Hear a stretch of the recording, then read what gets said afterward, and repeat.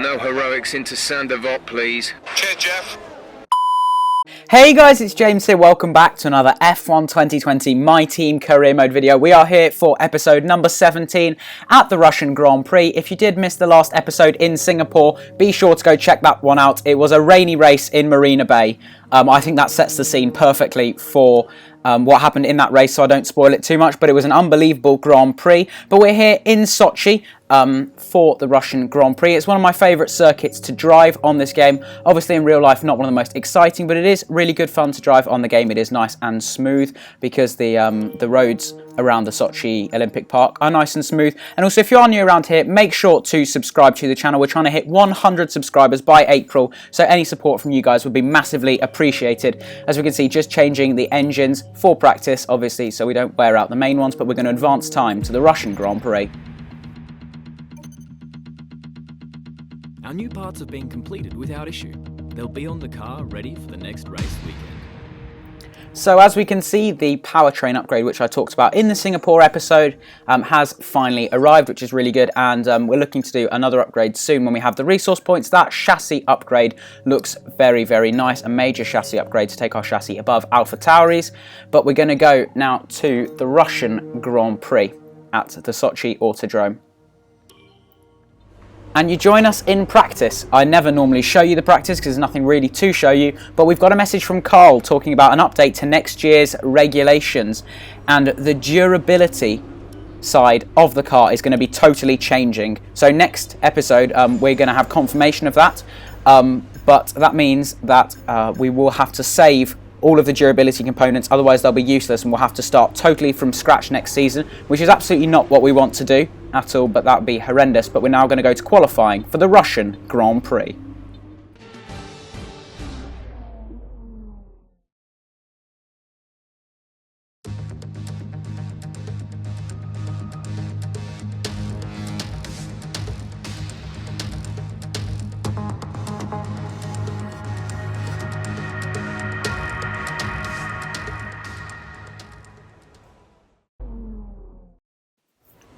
So here we are then for qualifying for the Russian Grand Prix, as we're going to just check the setup as always. It is the golden setup, so you guys know what this looks like on episode 17. We've used it for most of our qualifying and races, but we're going to show you my second lap. It is my best lap around the Russian Grand Prix circuits. After lap 1 we are in 17th as we head through the very fast kink at turn 1 before the major braking zone at turn 2, where there's normally absolute chaos on lap 1. 17th position. We have not had a great first couple of corners. We are a 10th down on our previous best as we head through the longest corner in Formula 1. It seems to go left forever, but we head through turn 4 now, where Bottas and Raikkonen had that very famous smash in 2015, allowing Sergio Perez to get a podium in that Force India car after running 44 laps on the medium compound tyre that were only supposed to go about 35 laps. We are now in the green on the Delta, which is excellent, trailing our teammate Guan Yu Zhou. He's just gone through turn 7 and 8 ahead of us, and we run a little bit wide through turn 8. Luckily we don't get invalidated for track limits because it wasn't a gaining of an advantage, but that was horrendous. It's actually where I made a mistake on my first lap. I've done it again on my second lap, but just not quite to the extent that I did on the first one, and that is pretty horrendous, yeah. But we're braking now into turn 13, obviously a very tricky braking zone where Carlos Sainz in 2015 also had that horrible accident as he headed straight into the Tektro barriers. But through the final sector towards that uphill apex, it's very tricky. We are 3.5 tenths up on our previous best as we are now in P18 looking to climb up the grid. We made a mistake into the penultimate corner and we've run wide, and that's going to cost us a tenth, if not more. It's actually cost us 2 tenths as we come across the line. Where's it going to put us? Puts us in 17th place. That's not great. And with qualifying complete, let's review our top 3 today. Bottas, Verstappen and Lewis Hamilton. Well, that wraps up qualifying, but don't worry, we'll be back tomorrow as we head into the Grand Prix.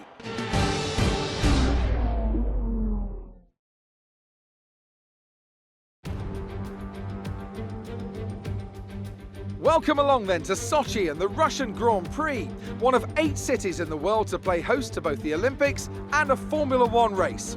It's a Grand Prix that's proven difficult to crack for anyone beyond the first 2 rows of the grid in recent years, so let's see if that can change today. It's full throttle for around 56% of the lap here at the Sochi Autodrome, the 3.6-mile run around the site of the 2014 Winter Olympics. 12 right turns and 6 left turns give us a total count of 18, with passing opportunities available into turns 1 and 13. It's time to see how our drivers are stacking up after yesterday's exciting qualifying session. Valtteri Bottas lines up on pole position and Max Verstappen lines up alongside. As we continue through the rest of the grid today, we have Hamilton, Vettel, Charles Leclerc and Sainz, Perez, Ricciardo, Albon and Lando Norris, Gasly, Giovinazzi, Lance Stroll and Joe Kvyat. They'll be starting further back after an earlier grid penalty. James, Kevin Magnussen and Roman Grosjean, Raikkonen, Russell, Ocon and Nicholas Latifi. It's almost time for the lights to go out, so let's head down to the track and get this Grand Prix underway. So here we are then on the grid for the Russian Grand Prix, and for the first time ever, Guan Yu Zhou has out-qualified us. Where did that come from? Where did that extra pace come from? It's a simple strategy from softs onto mediums. This circuit has very low tyre wear.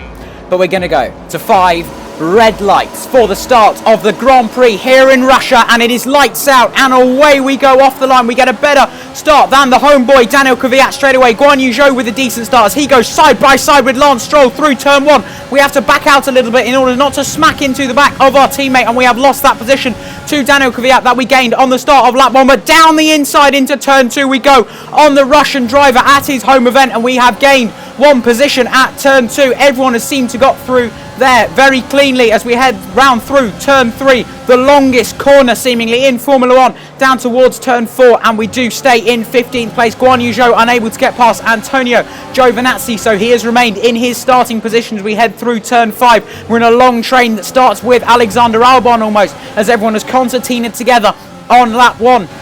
Through now down towards turn 7, we're going to look for any opportunity we can to get past our teammate. It is Max Verstappen who leads this Grand Prix from the 2 Mercedes cars. Valtteri Bottas leading Lewis Hamilton. We all know how good Valtteri Bottas is around this circuit, winning the 2017 and 2020 Grand Prix here in Russia after that super start in 2017 from 3rd to 1st on the grid. But back to this race, we're chasing down Guan Yu Zhou, who himself is chasing down Giovinazzi into turn 13. Very tricky braking zone as the corner is slightly off camber. We're unable to get past everyone going really quickly down that straight. Everyone using each other's slipstream as we try and take a wide line into the uphill left-hander in order to get a better exit through that slow right-hander. Trying to use everything in our power to get past our teammate, because we have generally throughout the season had better pace. I think yesterday's qualifying was a one-off where he did out-qualify us. We hit the bollard on the inside of the final corner, but that doesn't matter. No front wing damage, and we are now still chasing after our teammate, but we've got to be careful of Daniel Kvyat behind us. He might have a go as he's just 2 tenths behind. That extends to 3 tenths as we use rich mix and a little bit of overtake. We're now chasing after Guan Yu Zhou into turns 2 and 3.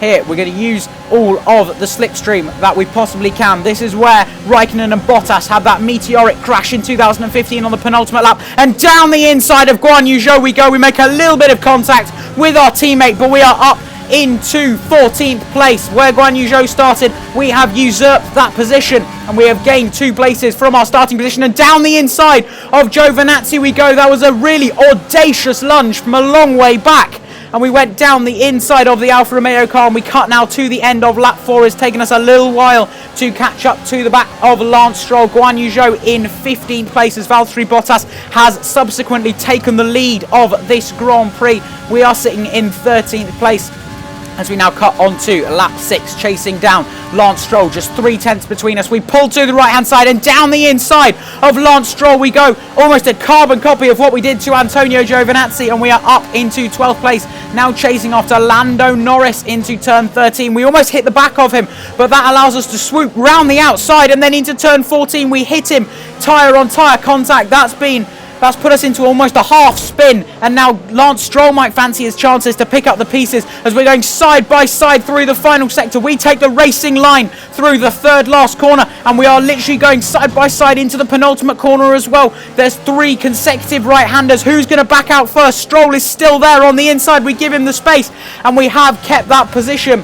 but we're now going to pit on the end of lap 9. It's time for an undercut. I do these almost every race because that's what seems to work best around most of the circuits. The golden setup and the undercut strategy bringing home really good results for JNS Racing this season. As you might remember, we've had plenty of points finishes in times where we don't even deserve points. The car is not that quick, but the undercut strategy combined with the golden setup that is kind on its tyres is what really does set us apart from the competition.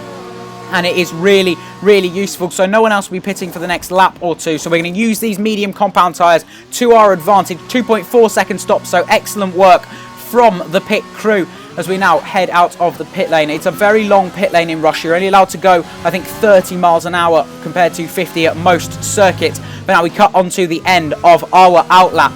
There has been a few cars pitting. Kvyat pitted, Sainz pitted, Ricciardo has pitted. Are we going to jump all of them? Yes, we have.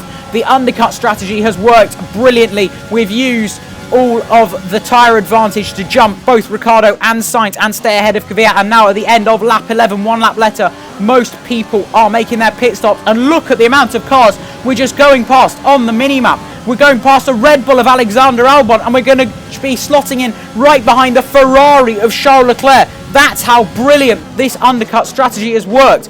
After the 2 laps on the medium compound tyre, we are now just following the Ferrari, and we're going to be in a net P5 or P6 here as Guan Yu Zhou makes his pit stop, as does a couple of others. This is going to really show us where we are in this Grand Prix, and we're in 6th.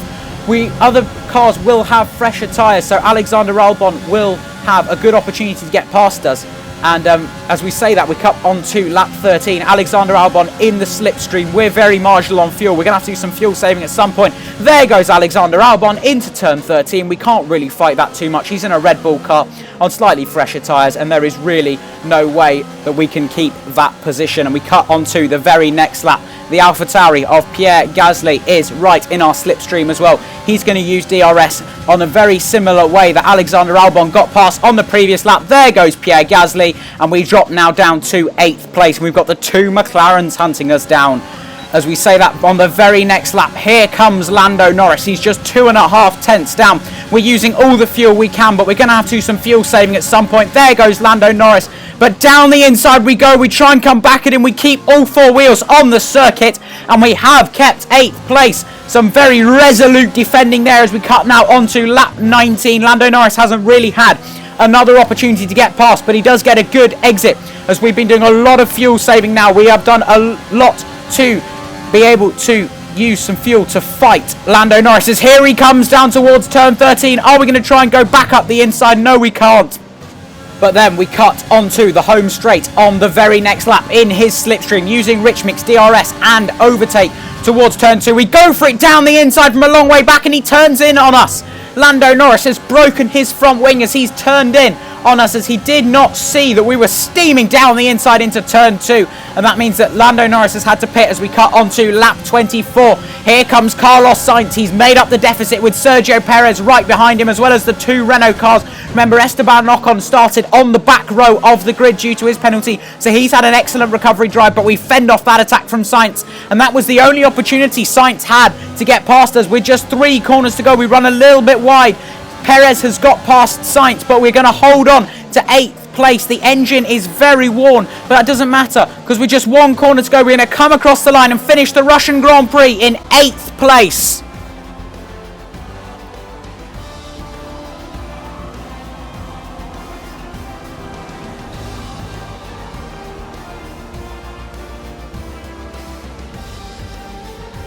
And I can see the drivers starting to approach the podium for the victory celebrations. A real team victory today. Everybody played their part. Congratulations then to Mercedes, your race winners today.